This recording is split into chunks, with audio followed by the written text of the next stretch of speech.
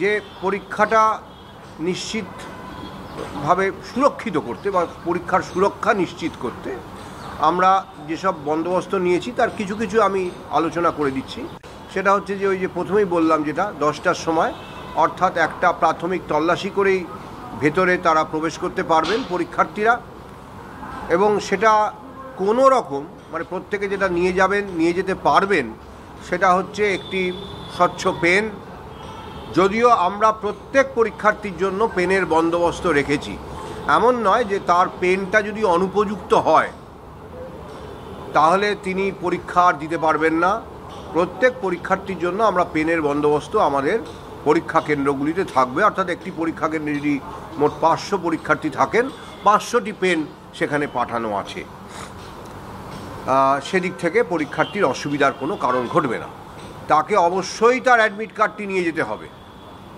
Admit card ছাড়া পরীক্ষা কেন্দ্রে প্রবেশ একেবারেই অনুমতিযোগ্য নয়।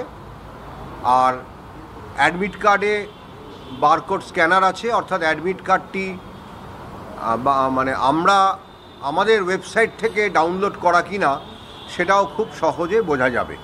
অ্যাডমিট কার্ডে বারকোড স্ক্যানার থাকবে, তাতে কি থাকবে সেটা আমি আলোচনা করছি না। এবং এই যে মোবাইল ফোন ছাড়া অন্যান্য কোনো কিছু, ঘড়ি, কোনো রকমের ঘড়ি, জলের বোতল, স্বচ্ছ একদম জলের বোতল হতে পারে, কিন্তু তাছাড়া অন্য কোনো কিছু কাগজপত্র, তার শুধু নিজের ফটো আইডি কার্ড ছাড়া কোনো কিছু সে নিয়ে যেতে পারবে না।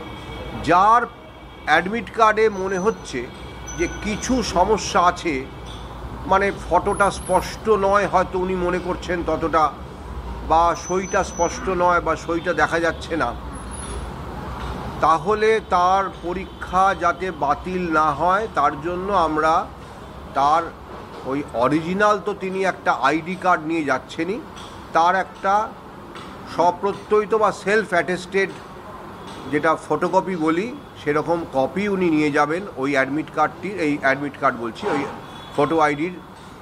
এবং ফটো আইডি কার্ডের যে ওই সেলফ অ্যাটেস্টেড ফটোকপিটা পরীক্ষা কেন্দ্রে জমা থাকবে এবং সেটা আমাদের কাছে চলে আসবে আঞ্চলিক কমিশনগুলির মাধ্যমে। তাকেও আমরা পরীক্ষা থেকে বাতিল করছি না। যদি কোনো কারণে অ্যাডমিট কার্ডে ফটো সিগনেচারে কিছু বিভ্রাট থেকে যায়, অর্থাৎ সই অস্পষ্ট, ছবি মনে হচ্ছে তার অস্পষ্ট, তিনি হয়তো দ্বিধার মধ্যে, সংশয়ের মধ্যে আছেন, এই ব্যবস্থাটা থাকছে।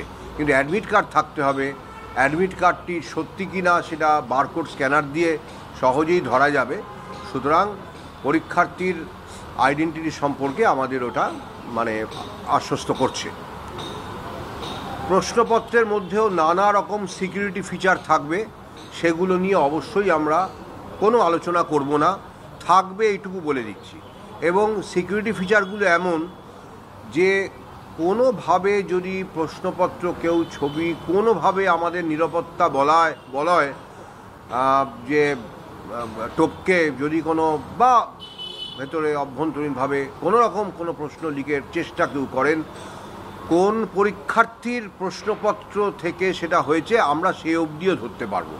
সিকিউরিটি ফিচারগুলো একদম, যদি কালকে 3,19,000 পরীক্ষার্থী থাকেন তাহলে 3,19,000 ভিন্ন সিকিউরিটি ফিচার থাকছে।